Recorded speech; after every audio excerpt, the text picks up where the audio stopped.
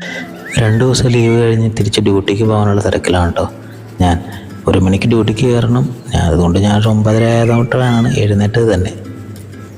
എന്നും ഷേവ് ചെയ്യേണ്ടത് ഞങ്ങളുടെ ഡ്യൂട്ടിയുടെ ഒരു പ്രത്യേകത കേട്ടോ. ഷേവ് ചെയ്യാണ്ട് ഡ്യൂട്ടിയിൽ ചെന്ന് കഴിഞ്ഞാൽ ഫൈനും കിട്ടും. അതുകൊണ്ട് നല്ല വൃത്തിക്ക് ഷേവ് ചെയ്തിട്ടുണ്ട്. അതിനുശേഷം രാവിലെ ദോശയും ചമ്മന്തിയായിരുന്നു.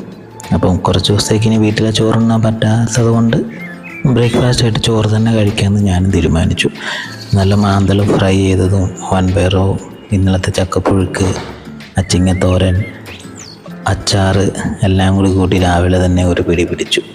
അച്ഛനും അമ്മയും രാവിലെ പോകുന്നത് കൊണ്ട് ഉച്ചക്കത്തെ ചോറൊക്കെ റെഡിയാക്കി വെച്ചിട്ടാണ് കേട്ടോ എന്നും പോകാറ്. ജോലി സ്ഥലത്തും ഫുഡൊക്കെ കിട്ടും, പക്ഷെ നമ്മൾ വീട്ടിലെ അമ്മ ഉണ്ടാക്കുന്ന അത്രയും വരില്ലല്ലോ. അങ്ങനെ ഞാൻ ഫുഡൊക്കെ കഴിച്ച് റെഡിയായി. കുറച്ചധികം ലഗേജ് ഉണ്ട് നമുക്കിന്ന് കൊണ്ടുപോകാൻ.